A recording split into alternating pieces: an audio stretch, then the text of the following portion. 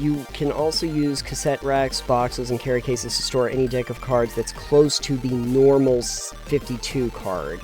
I don't do 52 decks. Yeah. I've had some big decks before, but yeah, 52, that's a lot. You gotta clip that one out of context. Why is that highlighted? Exactly.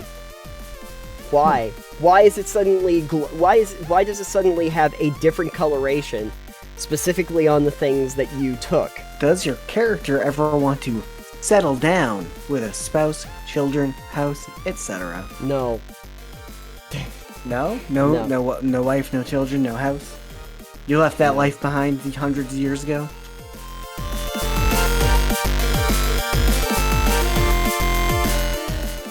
Alex, do you want a rock? I would like a stone, actually. Oh, well, that's good. I guess it's a good thing that we're on Total Pebble Knockdown, isn't it? No. Oh. Anyway, I'm Nathan. And I am Alex. And let's start rolling like a rolling stone. Because if it wasn't rolling, it would just be a stone.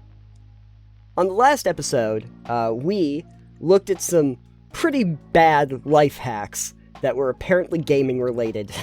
Yeah, if you like tearing apart your keyboard to make stupid things, I guess they were life hacks. They were definitely gaming hacks somehow, possibly. But I did actually run across something that I think might be a little bit more pertinent. Oh, cool. and might actually be something that you're interested in. It's actually an article about essential tabletop game hacks. Just tell me if any of these look like they might be something. They are something. Okay, good. So the article that I think originally came from Tabletop Tribe, but it's 12 awesome life hacks every tabletop gamer needs to know. Now, we're gonna just try the rating system again, the 1 to 10. You might have higher ratings on these. So the first one, as I come across here, I was like, I don't know if this is functional or not, but I'm curious. Wine rack for game mats. Yeah, I see this. Okay. Because wine never lasts that long in our house anyways, hashtag game hacks. Exactly. First of all, do you see this as practical? Well, first of all, I don't see why they're mounting it on the back of a door. Because why wouldn't you put your maps on the back of a door? Because if you're using it as a wine rack, yeah. The issue with it being on the door is that there's nothing on either side of these wine things, and the door moves, so things are gonna slide out if you open the door too fast. Yeah. Let's assume though that maybe that first picture is a little bit more indicative. Maybe it's just mounted on a wall somewhere. Maybe it's in your gaming studio or something like that. I guess it would be fine. I don't see why you couldn't use it. I guess it's practical. It's if you have a wine rack you're not using for wine, why not use it for the game, racks, maps, and stuff? See, the only thing I'm thinking about it is, you make a good point. If you have one, I can see this being useful, but I don't necessarily think it makes sense to go out and buy one, because I think the wine racks are probably going to be more expensive than the options you would have otherwise. Sure. Or you could even just use something like this. Just put them in something like that, Yeah. Or get a cardboard box and section it. You could get a cardboard box they sell the wine in from the liquor store. They can usually get those boxes for free with the insert in them to separate wine bottles out. Yeah. And then you'd have a cardboard box full of them standing up instead of a wine rack that you have to bolt to a wall. Oh, you know what? Expand upon that for a second. So it's already got the dividers in it, and you want to do something like this. Take out the bottom of the box. Now you can put all of the maps right straight through. You could stack them up on top of each other, because they've already got the dividers inside of the boxes. You've spent no money on this. I mean, even if you wanted to do something crafty, you could do something similar to the wine rack or to the divider in a box of wine, which is just get some little pieces of wood and do a crosshatch pattern. Yeah, that's an easy enough craft. I think that would be better. Yeah. And I mean, let's face it, if we really needed to, we learned from 5-Minute Crafts that anything you can make anything out of cardboard, apparently. Pencils and rubber bands. Pencils and rubber bands, yeah. Put enough pencils and rubber bands together, we're going to be able to make these mats. I do like that underneath this, because yes. We're looking at this article. It says, game mats are the must-have add-on these days that folks are willing to shell out $30 for. Come check out time on a crowdfunded game campaign. Now, I would like to say that I don't use game mats for a lot of RPGs. Right. I have never used them myself. So I don't think that is necessarily accurate of all gamers. Sure, they are cool to have. But I don't think they're the must-have. So yeah, I get the feeling maybe this is tempered a little bit by the fact that with all the live plays that are out there, they usually do have visual mats to try and help with that for like streams and stuff. But I don't necessarily think a lot of home games use it. But if you do, or you have the mats, yeah, I guess so. But I think we just figured out a whole lot of better crafts that we could use to do a similar thing. Anyway, on a scale of 1 to 10, how useful is this? The wine rack? Yeah. I mean, I would say like a 6.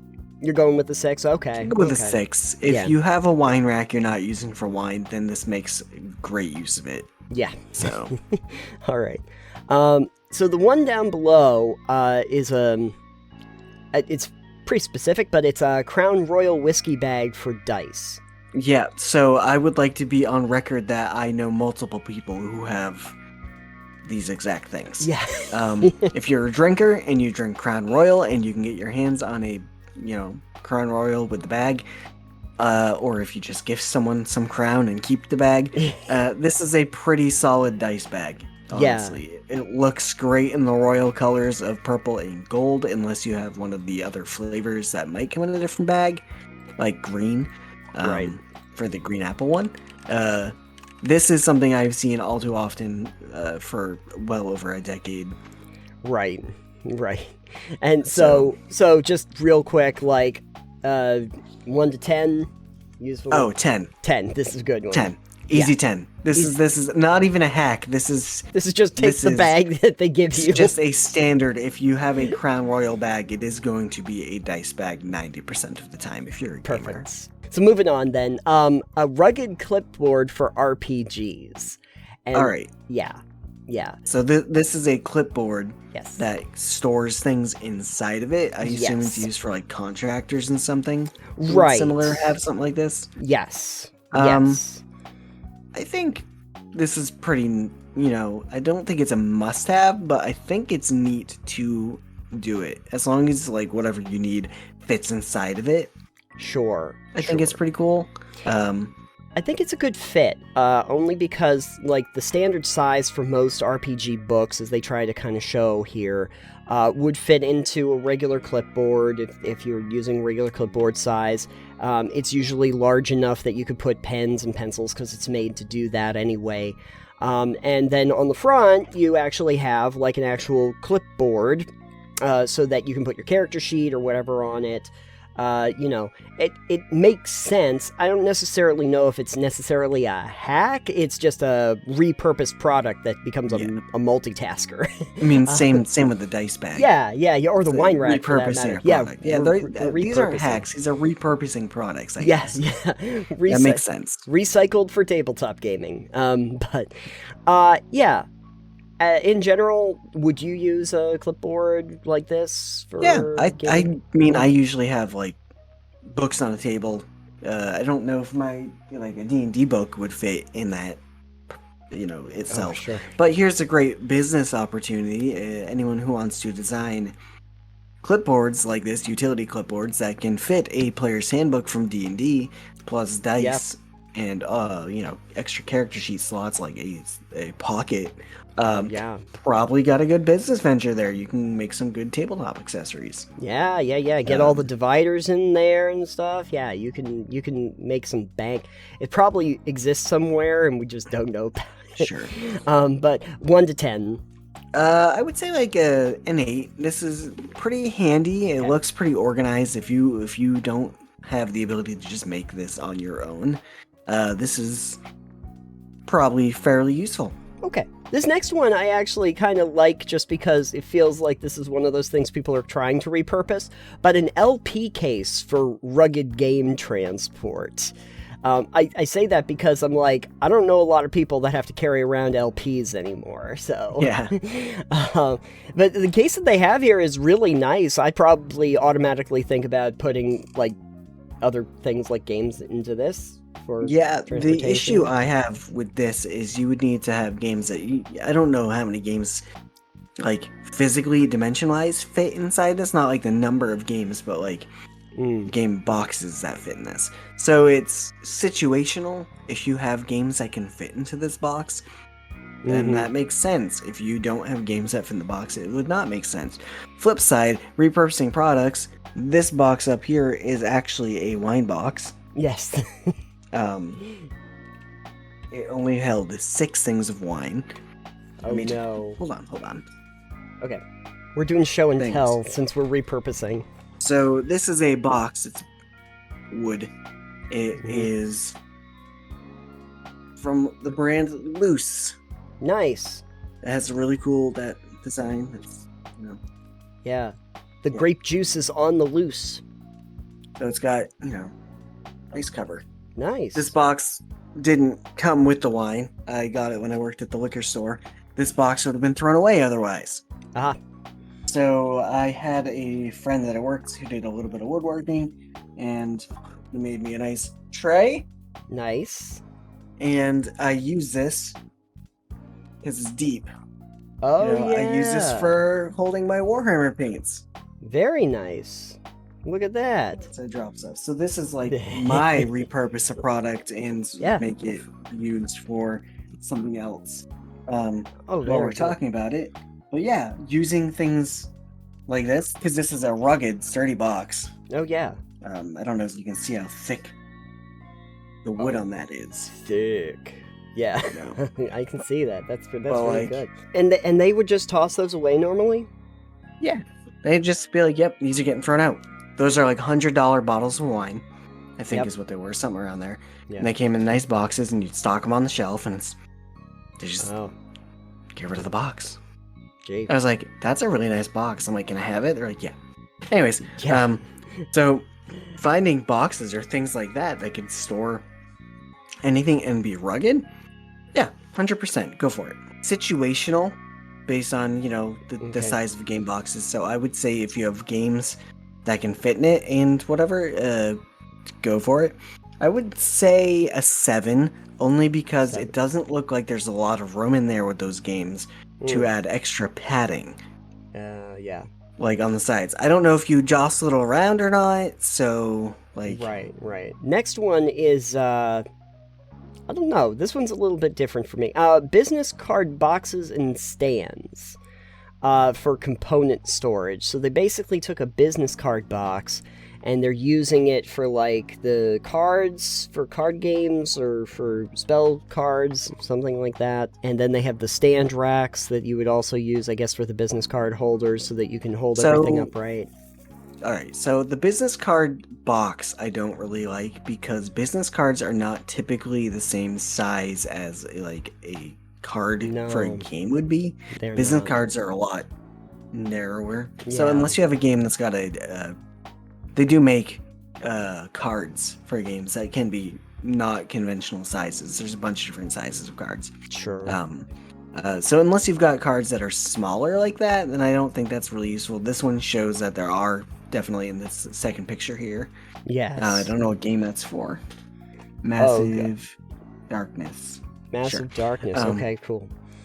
Never heard of it. But like the stand, I think is really neat to put stuff up on. Like depending on what type of game you're doing, that would definitely be useful for like just sorting. Maybe I don't really know. It could be useful though. I could see this if you were like big into Magic the Gathering still, and you had specific decks, and you wanted to keep the decks like available so that you remembered which ones were for which thing, or that might be cool. It might also be cool too if you were playing as a spellcaster in like D&D, and you have those spell cards that they make, and then you could like keep them easily organized so that you could see everything real easy. Yeah. But yeah, no, that sounds fine. Okay. On a scale of 1 to 10, though, how useful? Like a 3, honestly. I don't think I'd go out of my way for this. No. I don't think I'd go in my way for this either. Fair. The next one I'm kind of on the fence about too, which is coin capsules for counters. This does feel like I have to go out of my way for these, though. What are coin capsules? These are just like what you would put like a coin in if you were a coin collector? If you have the coins that you're collecting, any of those, these are basically the like they're plastic, just covers that go on top of them and just fit around them, and they're just repurposing them for like counters to say 1, 2. I mean, I think this isn't necessarily I guess these are neat. It's interesting. Like, you'd have to get a lot of these capsules and then make the inserts yourself for a lot of these, I think. Unless you have a game that just has these tokens that are the proper size. Right. Those are really good. These look really handy, and then they're protected, and you can just use them and slide them. And they're probably easier to pick up than a lot of like cardboard cutouts. Honestly. Right. Right. On the side of that, making your own little tokens, like for magic or whatever, life counters, whatever you want to use tokens for, I think these are really great, because then you can put whatever you want into these. Maybe you're playing magic and you want to make squirrel tokens. Oh, yeah. From any of those things that we had that you can make squirrel tokens. Maybe you want to put little squirrel pictures in there. Yeah. I think this would be perfect for that, because then instead of being like, oh, look at these little the little jewels that you put, the life counters, that the old fashioned ones that people don't use like ever anymore. If you wanted to do that, you could just be like, oh, look, I've got just a bag and it's full of squirrels, and dump it on the table, and you have squirrels. You know what you could do, just to double up on that, is if you had a picture of a squirrel and then you had a picture of 2 squirrels, you could take the one picture of the squirrel, put the one with the 2 on the bottom, and that way, like, oh, I have 1 squirrel. Oh, no, now I have 2 squirrels. When you double squirrel, now you just flip it around, and it's the 2 squirrels, so that you can at least get 1 and 2. Of course, knowing how those usually work, by the end, you have 50 billion squirrels. Yeah. I would give this one an 8. Okay. Because, like, as long as you have a reason to use them and things to put on them, or if you want to make your own, they seem really handy. Sure. Okay. No idea how expensive they are, but handy. I mean, I know that, like, I've picked up some actual, like, they were supposed to be, like, make-believe bitcoins, like the metal bitcoins that have the capsules on them, and they were, like, $1 each with the coins in them. Yeah, this next one is just a laminator. Yeah, I see that. Okay, great. Yeah, laminate things with a laminator. Yeah, I mean, I guess. Sure, why not? I don't see anything wrong with it. Like, if you're the kind of person who would like to laminate your character sheets, or maybe you deconstruct your books and put your pages in laminate, or maybe you want to make a quick rule guide for your players, but you don't want it to get destroyed, so you don't have to reprint a new one. Or maybe you want something you can draw on. Right. You know? Right. This could be very useful. Sure. I don't think I've ever thought about using a laminator for gaming, but I mean, if you've got it, why not? Yeah, use it. And like they're saying that they're fairly cheap, and yeah, I think that they are, and the pouches are not all that expensive. You could probably get away with it for like, I don't know, $30 or something for like a handful of laminator sheets and the unit. $35, you know, sure. Yeah. All right. Sure. I don't know what you'd rate that. I'll go with a 7. 7. It's handy if you got one, or if you just need it for other things. It's multi-purpose. You could use it for home or gaming, I guess. Sure. I mean, at this point, never really thought about it, but at this point, we're just rating if laminators are a good idea or not. But yeah, okay, let's go for it. Laminators are great. Laminate me a haiku. The next one is actually also for mats. We're back to the mat thing, but this is for mat transport, and it's plan holders. And I know what they're talking about here. If you have like blueprints and they're rolled up, these would be like the metal or plastic tubes that you would roll them up into. But you can use it for a game mat. I don't know. I mean, it seems like a perfectly good use for it. Sure. You could also get a like a shipping container for posters. Yes. Yeah. Which are probably cheaper.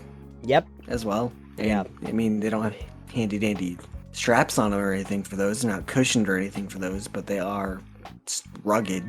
Yeah. Thick cardboard tubes. Right. Or, you know, I don't think I'd go out of my way for this. I don't feel like that's necessary.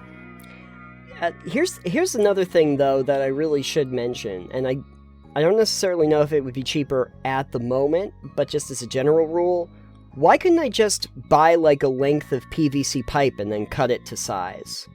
Yeah, you could do that too. I don't know, again, you're right, I don't know if it'd be cheaper or anything like that. But, like, I don't know how much the plan holders are, but I am thinking, like, you know, if I get like a few feet of like PVC and then get like glue on an end cap to the one side and maybe create a screw assembly onto the top. Yeah, probably pretty simple. Yeah, and then you can get whatever size you want. It doesn't have to be it could be a big pipe. You could do.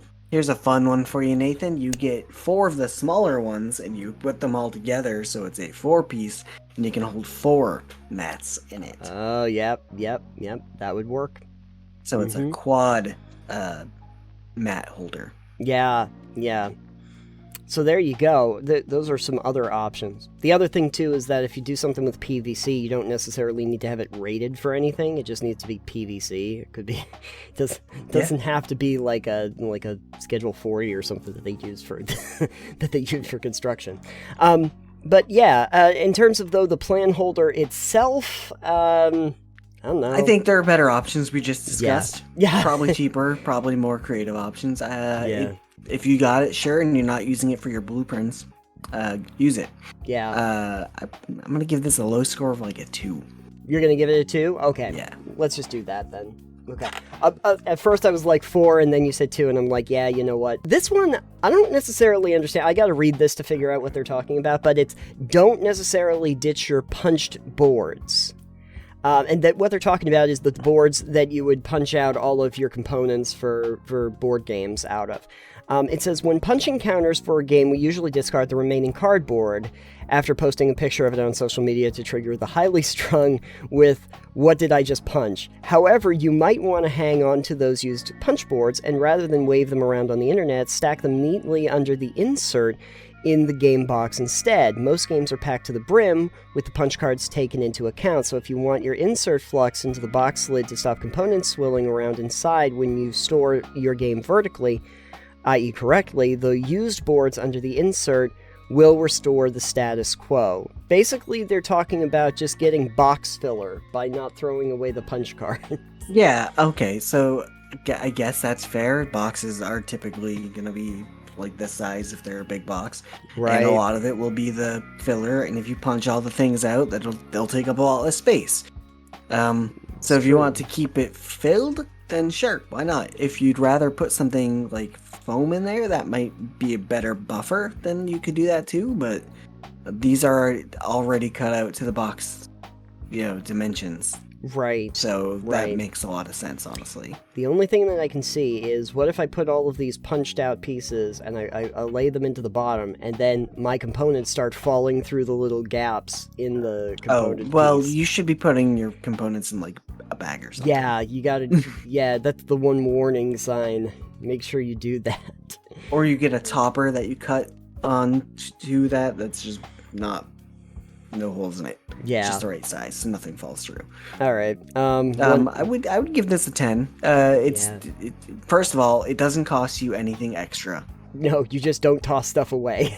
And second of all, it is already like you take the game out, you punch the things out, you put these back in. Yeah. So like the effort of doing this, there's minimal effort, no cost aside from the game itself. So There, 10. in some ways, there's less effort doing this than if you were to toss them away. Yeah, You got to take now the you don't trash have out. Right, there's, this is negative effort. Yes, it's negative effort. That's So always solid good. 10, 11 out of 10, actually. Yeah, because we don't have to toss things away, so that's good. This next one actually might be more pertinent for the wargamers out there, but it's fishing tackle boxes or bags for unboxed game transport. Yeah, so now I just showed you this box up here. 1 second. Oh, God.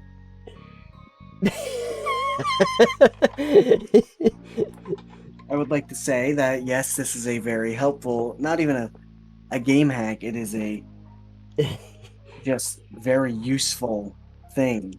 Because this is for tackle, Yeah. and these are bits for Warhammer miniatures. Oh, yeah. And I have them nicely sorted in here. Nice. Yes. Because Games Workshop used to give you a lot of extras. Oh, good. So, like, this one here is just pistols. Oh, okay. Yep. This one here is chest pieces. Yeah. This one here is weapons. This is shoulder pads. This one's literally just chain swords. Like this entire one right here. There's just It's chain swords. Chain swords all the way down. So, you know, oh, and then just spare heads. Tons of spare heads. Oh, nice. Yeah, I see. You know? So yeah, this one is less of a even just a hack. This is just something you do. If you do wargaming especially, you do this. Like, yeah.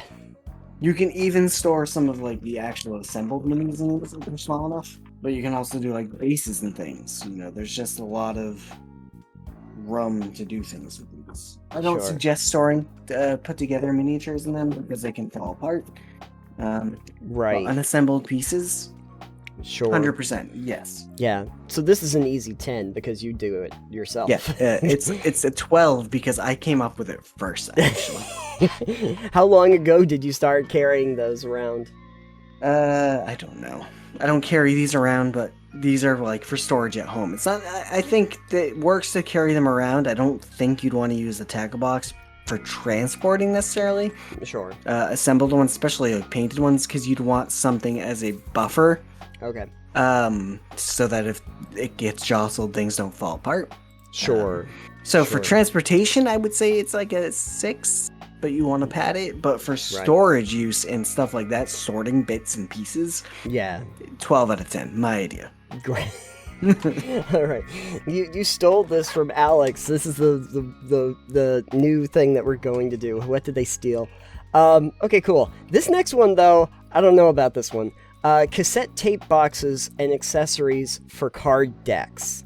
The cassette cases themselves, like even in the graphic, makes me think that this might not be a bad idea because there's got the 2 posts that like stick up out of the middle of it. Yeah, so that doesn't work for card decks very well because you don't have holes in the middle of your cards typically. I don't think. Yeah. So that one might not work unless you've got it smaller and you just want these to like push them down further. But I think I'm gonna puncture some cards. Now the one they give you down below. Maybe if you cut the nubs off, but I don't know how pliable that plastic is. Yeah, I think you're pretty much just gonna wreck the case. Maybe if it does say it does say further down. You'll need to snip off the pins in that slots into the cassette spools, or just buy some that don't have them. But once that's done, they make a great alternative.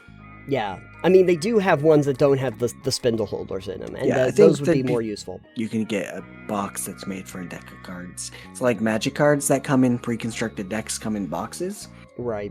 Or they sell, because you know if you have to buy the cassette deck, then you might as well just buy a deck box, right? You know. Yeah, they actually show one of the little deck boxes down below, and these at least look pretty nice. Like I want to actually go to a game night with something like this nice little box that they have. It's all wood and leather and stuff. It looks very nice. Yeah, that's neat. I think if you've got a bunch of like decks that would fit in that, go for it. Yeah, 100%.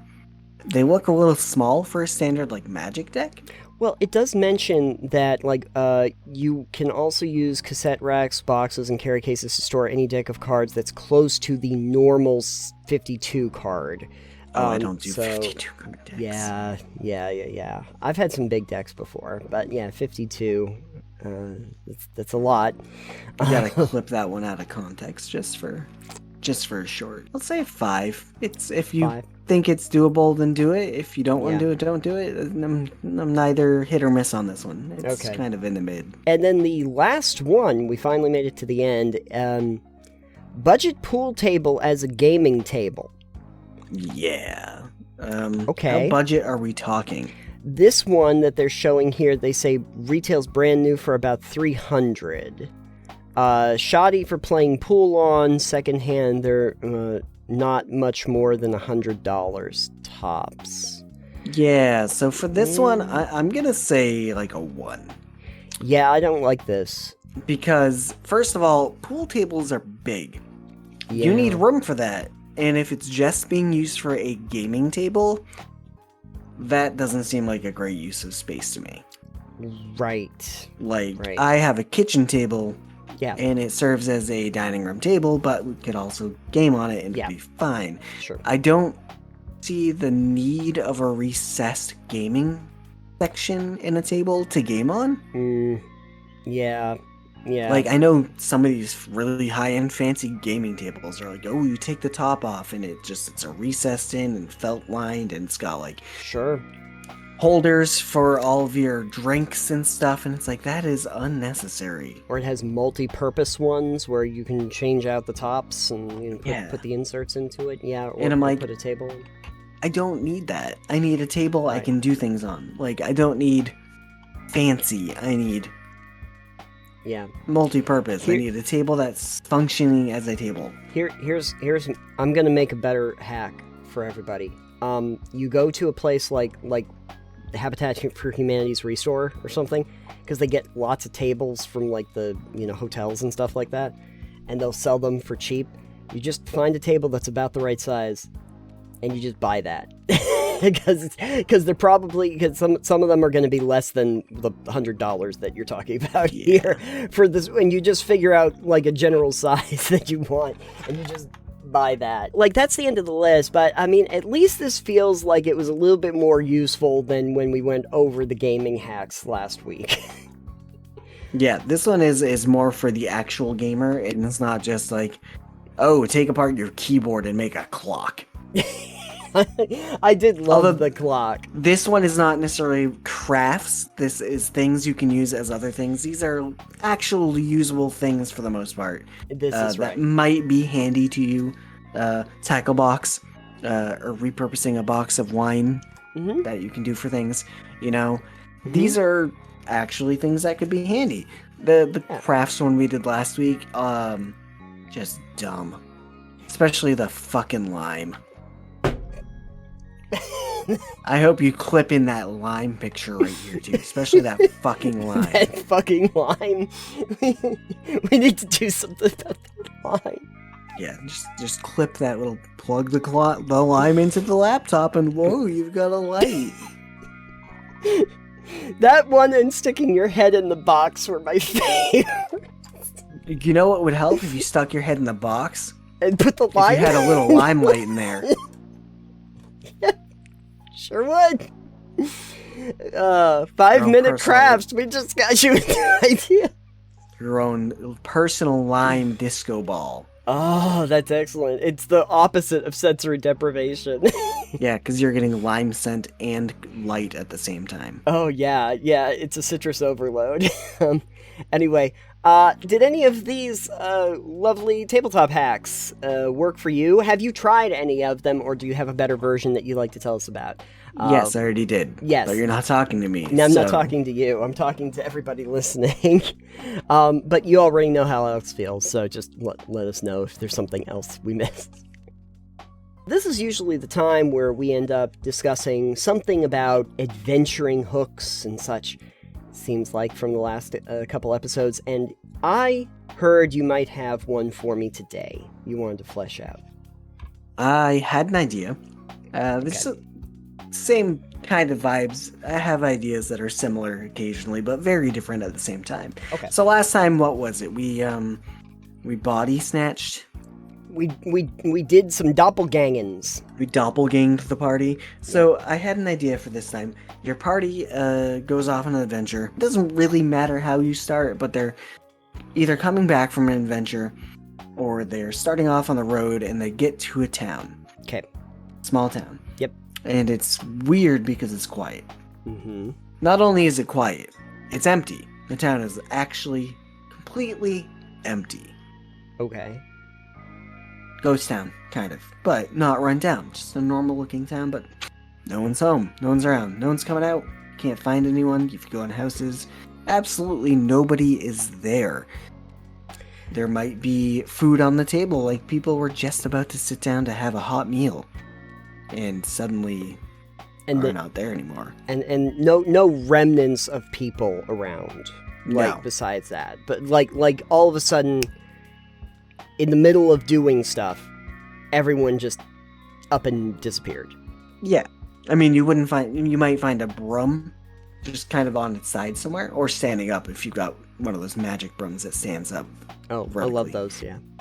Sorcerer's Apprentice style, yeah, good. Yeah. Okay. So you come across this town and it's empty. Yep. Nobody's there. It's kind of weird. Mm-hmm. You're not sure if this is normal. Maybe they all went to church at the same time in another town. That's the premise of it, is you come across just a ghost town, essentially, at this point. Now what do we do? I mean, for my party, basically, loot everything and leave.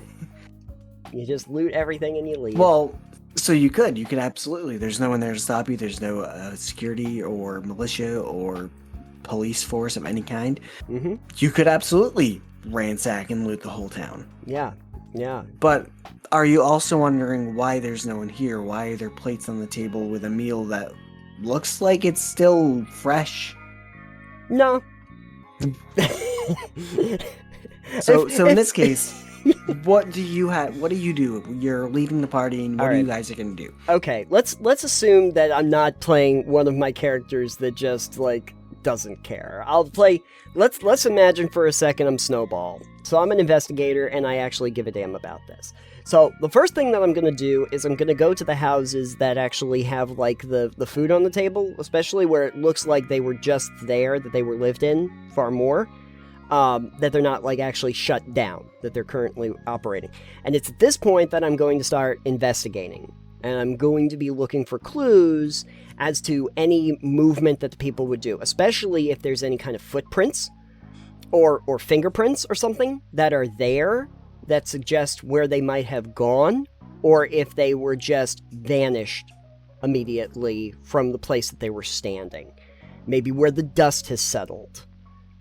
Depending on how long. And if there is actually dust around, which would suggest how long maybe they've been gone.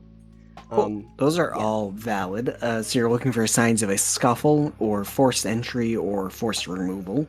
Right. And movement. Where would people have been in the space trying to accomplish, basically a framework of, and a timeline of where people were, spacing them out, figuring out distances, and all of that, right up until the point where I have no data, possibly suggesting that they are at that point no longer there. Okay. So that's my first thought of actually investigating this out.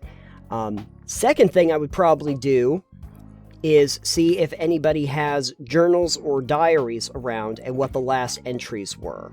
Sure, going through people's personal belongings, but they're not there to stop you. Why not? So no one's there. They might be in danger. I don't know. And I have no idea. You could definitely, if this is what you're planning, I would say actually have a couple people that have journals that go back a week or two. Oh, sure. You don't necessarily have to flesh them out fully, but got a couple entries from the last couple of days, maybe even one from the day you're on. Oh, sure. Here's another thing that I would probably do. I'm assuming that there might be taverns or bars or restaurants or something in this town. Some kind of an industry. Sure. Okay, so I would probably go over there at this point and, one, see if there was a guest registry or something to that effect, what the last entries were, who actually checked in last.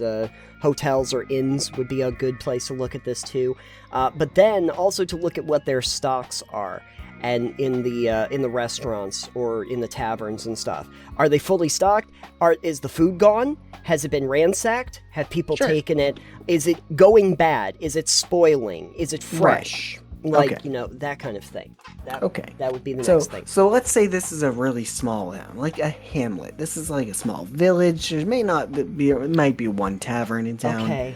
Yeah. So you've come across this completely deserted town. All the food seems to still be fresh. Okay. Is there a smithy of some sort in town?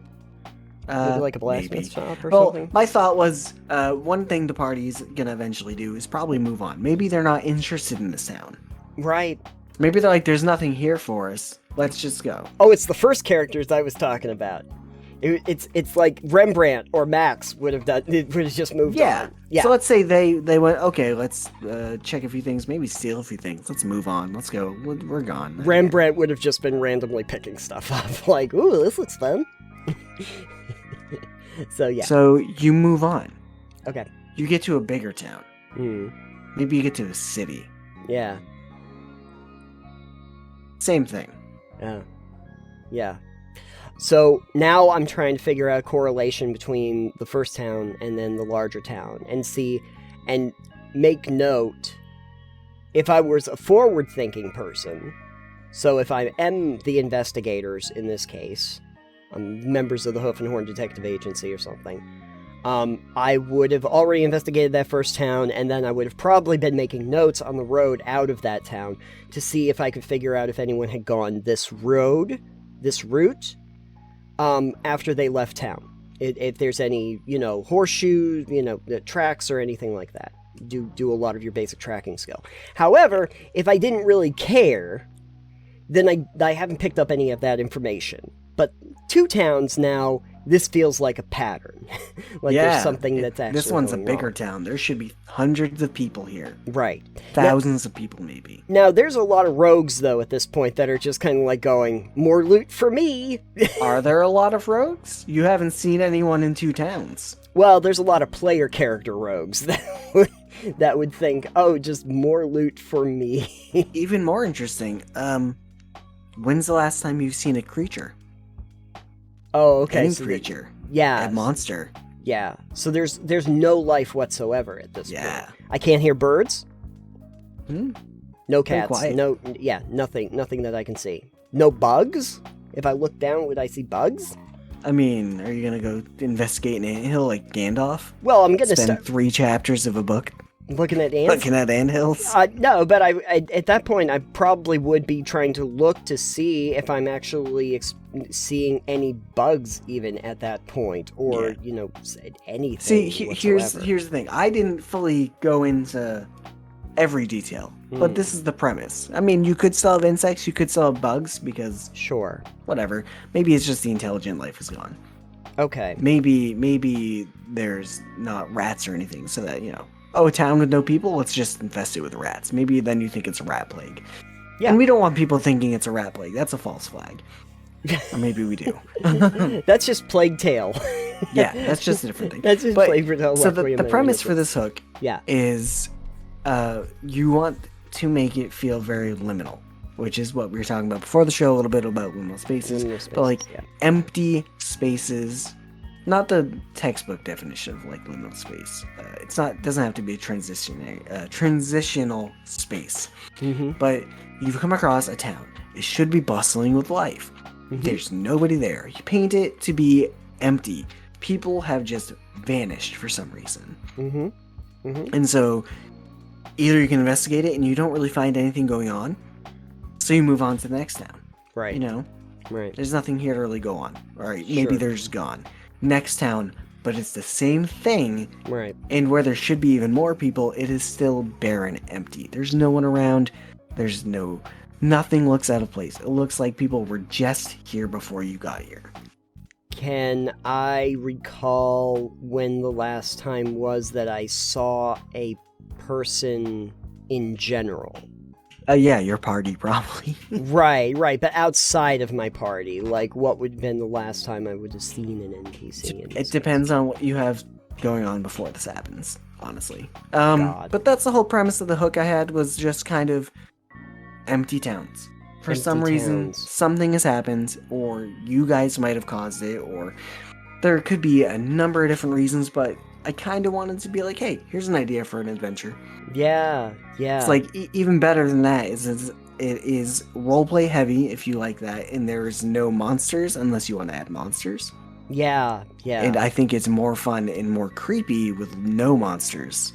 Mm. Until maybe you've come to, like, maybe you pull an Adventure Time with the reindeer. Okay. Or the deer. Which is, the deer had captured all the candy people and, like, stuck them in the sewer. Right. While Jake had a concussion and Finn was comatose for like a month. Oh, good. So this deer took all the candy people and stuck them to the wall, and the Land of Ooh was just empty. No one was there. Very, very weird. Great. That episode was creepy. Yeah. Mostly because of the deer. Yeah, one idea that I had, if you wanted to play around with this. So, like, that first town that you go to, whether the party understands it or not, it's devoid of life altogether. Except, there's, like, one raven. Just kind of around. You get to the next town, completely devoid of life. But there's that one raven. We don't know if it's the same one. But there's just the one. None other. No other birds. Nothing like that. Just tooling around town. You know, I have this idea of, like, what if there was just, like, one cat? Just like one entity in this entire town that was just, like, around, just hanging out. My thought just now while you said that was, what if all the people in town actually just got turned into a swarm of bees? Yeah! What if, like, everybody in town just got turned into cats? Now you have a cat town. Cat Town, USA. I mean, then you just have a lot of cats, and that's weird on its own. Yeah, you become the cat lady. And that's a character cat that attack. you can play. Yes. Here's another possibility to kind of like play around with this. What if you go to that first town and it's empty, like you said, same thing, completely empty, devoid. You move on and you get to another town, but it's the same town. Oh, the exact same town. It's the exact same town. Laid out exactly the same. The food is the same on the tables. Every detail you explored in the first town, exactly the same in the second town. In that case, I would go, wait, didn't we just come from that way? Weren't we just here? All right, let's leave the way we, go through again. Don't go back the way you came. And I assume the next town you get to is the same town. Yeah. Now here's two possibilities that I think are interesting. So, like we said, there's probably the possibility that you actually, like, looted some stuff in that first town. So, I have this thought of you going to say, oh, I'm going to go back to those places where I looted, and either the stuff that you've already taken, there's another version of it there, or it's not there. Whatever you took is not there now. Or the third option is it's there, but what you took is not in your bag. Oh, yeah, that's even better. That's even better. His history abhors a paradox. That's true. As Cain said that one time. Mm-hmm. Ooh, here's another idea, is that the stuff is still in your bag, but whatever you stole, that object in the next town has a glow around it that wasn't there before. Like, it's highlighted in a color that you didn't have before. And only the stuff that you took. Why is that highlighted? Exactly. Why? Why is it suddenly... Why does it suddenly have a different coloration, specifically on the things that you took? Which would suggest that the new town is a new town, but is also reacting to what you did in the first town. Is reacting to what you did in the first town. Then you get to the next town, if you took that, Like I take a sword and a shield in the first town, and I get to the next town, and they've got like a yellow tint to them, and only those two objects. And That means they're rare. That means they're rare, exactly. I found the rare And then version. I take those ones. I change the old ones out for these ones. Exactly. Then you get to the next town, though, and they're red. They've got a red tint to them. Or just keep doing it. Or, and this is the fun part, you take just the sword, you leave the shield, you get to the next town, the shield is still yellow, but the sword is red. Like it knows, as you're going from town to town, what alterations you have made from the previous I'm going town. to pull a Soul Reaver here, and I'm going to smash the sword I have against the sword that's still there and see if it creates a paradox. Yeah. And then, when you get to the next town, you're back to the first town. Yeah. If you create a paradox. I think there's a bunch of ideas you could go with from here. Sure. Just in general, depending how you want to do it. I just think it'd be an interesting way to do that and have an interesting, like, usually when you go into a town, there's a lot of colorful characters. Yeah. Lots of stuff you can do in town. So I think throwing that into throwing a wrench into that and being like, yeah, the town is actually empty. Yeah. Having that be a center around a mystery or some kind of roleplay or shenanigans could be a lot of fun, even if like just for a one-off, or could be part of a greater mystery. Yeah. The thing I was thinking is that you wouldn't have found any people, but you also don't find any monsters, so that it's not like a combat thing. You want another thing that would be really interesting, like aesthetically, like just from atmosphere, is that we do the thing where you have the first town, and then the second town is exactly the same. The only thing is that everything is 1 inch to the left. There you go. From the first town. Yeah. You get, and if you keep going and you find other like duplicate towns, every single time it's 1 inch to the left from the previous town in every single one of the houses until you get to towns where the tables are like embedded into the staircase because they've gone too far to the left. They've moved over enough inches. Yeah, you've got a chair that's halfway through a doorway, but like embedded in the wall. Yeah. There you go. Here's your adventure hook. Let us know what you think. What would you do in this situation to make this interesting or terrifying, or maybe just kind of weird? We can call it Gandalf's Angry Inch, because it inches and it makes you angry. Once in a while, we do like little games about character development and all of that good stuff. And yeah, it's good. And I found this 100 warm-up role-playing questions for players, and the 100 of them have been assigned numbers so that you can roll a D100 and you can ask a question from this list. So what I wanted to do is I wanted the two of us to figure out a character that we wanted to flesh out some basic questions on. Oh, great. And ask each other, just roll for it. In fact, I'm going to get my D100 right now. Yeah, I don't have dice near me, Nathan. No one prepped me for this. That's the fun part. It's okay. I got the giant cannonball here. I can roll for you. But I thought it would be fun to roll for myself. There are online dice. Okay, fine. But I thought it would be fun if we choose ourselves a character and then ask a few questions of our character. I'm going to do Max. I think I'm going to take Max Jaguar, the gnomish bard himself. And I'm not sure who you want to take, or which of your characters you might want to use. Oh boy, because I've played a character in a number of years. Yes, exactly. I'll start. So, I'm going to roll my dice, my giant ass... Oh, stop. Okay, number 58. Number 58. Number 58. If somebody, an NPC, someone from their backstory, etc., your character trusts/loves, asked your character to do something against the party's best interest, who would they side with? That's interesting. Yeah, Max. I'm just gonna ask you questions about Max because I don't have a character I had recently. An aging rock star. Max is an aging rock star. He's a couple hundred years old, and So what if one of his former bandmates? Okay. Asks a favor, Yeah, but I'm still in the party. Okay, and so it's a former bandmate, but you trust them. but yeah, okay. So to ask something that's going to be done against the party's best interest. Is Max going to do that?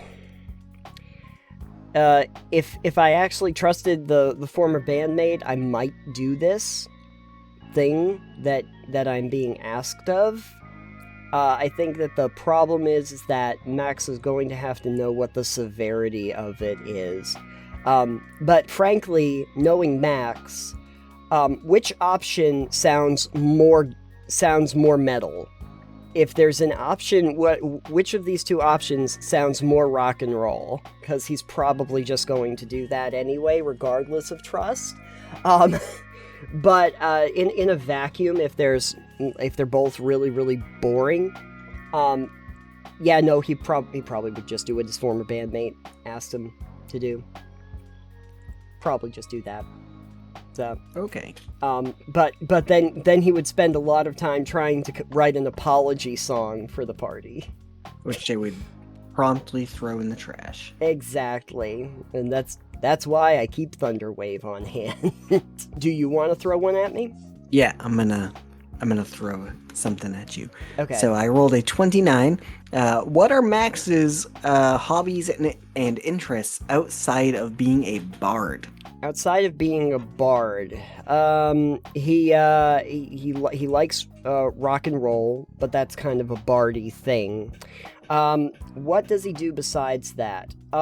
He contemplates how to create pyrotechnics more than anything. He always liked the idea of stage shows, being able to, provide his own razzle-dazzle when he was on stage. I think that's one of the reasons he likes, like, minor illusions and that kind of thing. I don't think I actually had it in his bio or anything, or even in his skill set, but he'd probably be very happy, like, making alchemical devices to create, like, flashes and bangs and... Flashbangs. Yeah, all of that. Pyrotechnics of some sort. He actually knew how to do some of that at one point. Big booms are good for him. He enjoys that. Big, thunderous, raucous stage production. So he does enjoy that. Not big on reading, but I think that he would be perfectly happy hanging out in, like, the gambling hall. Not necessarily gambling a lot of money, but chatting up everybody around the tables and seeing if he can get them to lose money, because that would be funny for him. You gotta bet everything on red. Just do it right now. And he, like, casts minor illusion to make it land on black, or look like it lands on the blacks. Yeah, that's not how to get thrown out of casino in one easy step. But I've lost no money because I haven't been playing myself. Tricksters. Max likes to play a little trick or two once in a while, and have a little bit of fun. Not much of a drinker. He doesn't drink very much. He's not much into vices. Every day is supposed to be the life of a rock star, so he's got to figure out, like, ways to keep his inflated sense of ego alive in order to do that. Do you have another one for me? I'll let you roll for me. Oh, sure. 13 was, does your character ever want to settle down with a spouse, children, house, etc.? No. No? No wife, no children, no house? You left that life behind hundreds of years ago? He left his life a long time ago in search of adventure and also rock. And so those things are not indicative to being essentially a rolling stone. He has to keep rolling stone. He does not want to get moss on him. So all of those things that you're discussing are basically just him having to give up his entire lifestyle. Yeah. Okay, so if your character had the chance to rename the party / give the party a name, no questions asked, what would it be? Max Jaguar and the cat scratches. Really? Yeah, sure. Shouldn't it be it's the his Were band Rat name. Scratches? Yeah, maybe it should be the Were Rats. The Were Rat Pack. That's it. It's the Were Rat Pack. You got to pick one. Dead Cheddar. The Dead Cheddar Society. We're the Dead Cheddar Society. This is why they never let Max name the party. So Probably the reason why they don't let him do that. yes, absolutely. So there you go. Here's a really good one for you. 39. Is there any particular weapon, item, or etc. that your character longs to find? Actually, there is something. I think I even talked to you about it in his backstory. Yeah. So one of the one of the instruments that he's proficient with was a war drum. He would have had one, but it doesn't travel very well. Lost it somewhere along the way and wants to recover one. But he was specifically looking for one that he had heard of, like from legend, that was actually used in one of the great battles that the gnomes apparently fought. Something to that effect. He was looking for a specific war drum. It's one of the reasons why he's proficient in it. It's one that he does not have on him, and so now he's trying to find one of legend. I don't know exactly what the legend was about that particular instrument, but that it seemed like a thing that he was seeking out, and trying to figure out how he's going to transport it, because I got the feeling that it was also a very large item. That would require transport, the one that he was specifically looking for. It required 17 horses to carry. I don't know, something like that. Just gotta learn how to shrink it. If I found it, I gotta pick up the reduce and large spell. Yes. In order to make that work. Otherwise, it becomes completely untenable. Or I have to find really creative uses for, like, the plant growth, to try and make, like, inclined planes that I could roll it down. Something like that. There you go. No, it probably didn't. It wasn't that big, but I imagine that there was a rumor that it was actually made of gold and gems and something, like it was encrusted in some way. Yeah. That the sound that reverberates from the war drums would inspire men to battle, and he likes this idea of being able to find it. So yeah, no, there was definitely an item that he was looking for, and it was a big ass drum. Big ass drum of some kind. Big ass drum things. Big ass legendary drum, war drum. Maybe the next time we do this, you think of a character, and then I'll ask you 5 questions about your character. Yeah, I didn't have a character. Okay. I have not played a character in, like, at least 4 years. It's okay. I haven't played in, like, nearly a year, I don't think, at this point. It was less than a year. It was... Oh, maybe it was close to a year. Yeah. We need to play again soon, is what I'm hearing. Find a way to play. Yeah. Do something. I'll come up with a different character, maybe. I have one character that's in the wings that I was going to use, like, more of the 1D&D rules for to try and build, just to see if it works. And that was going to be a tiefling wizard. There So you go. maybe we should flex Cypher out at some point then. Is that what you're going to name him? Yeah. Ah. Cypher. Do you have a character out there in TV land that you'd like to be able to flesh out? And what questions would you ask of your characters or your other party members to try and get more backstory for them? I'm gonna put my giant cannonball away. Giant dice of doom. My dice of doom. This would do some damage if you chucked it at somebody. This weighs. It would. This is like solid metal. People don't. Yeah. I don't think people get that. This is freaking. This is heavy. That's as metal as Max Jaguar. That's right. It's metal as Max Jaguar. Maybe this is what he should have been trying to find the whole time. Just a giant 100-sided die. It's good. But But anyway, Alex, if the folks on the internet were seeking out a treasure of their own, a magical item, where might they find it on the internet? You can find a magical treasure of your own, whatever Nathan said, over at totalpebbleknockdown.com. Yeah, you can. There's all sorts of treasures over there. You're going to enjoy a trove of them, in fact. And while you're there, check out our Patreon for some early releases and some behind-the-scenes stuff that we don't normally put out onto our regular channels. You can also find some Titanium Mine stuff. We'll have part 1 and 2 of my favorite games that are going to be releasing right around the time you hear this. And don't forget to check out Creatures as well. You can find us on social media. I'm at Titanium. I'm at EXP Limited, and our show is at Pebble Knockdown. And of course, as always, you can find us on every podcast app known to mankind. Please rate and review where it is applicable. It really helps us out. And with all that said, thank you for joining us once again, and we are going to roll on out of here so we don't collect moss. We're going to go visit a ghost town. We're going to go visit a ghost town, and there's literally one ghost. Alex has disappeared. There is now just an empty room in front of me. Oh no, everything just moved 1 inch to the left. Goodbye, everybody. Damn it. Goodbye from the weird ghost town, folks. Bye for now. Okay, that's enough ghosting.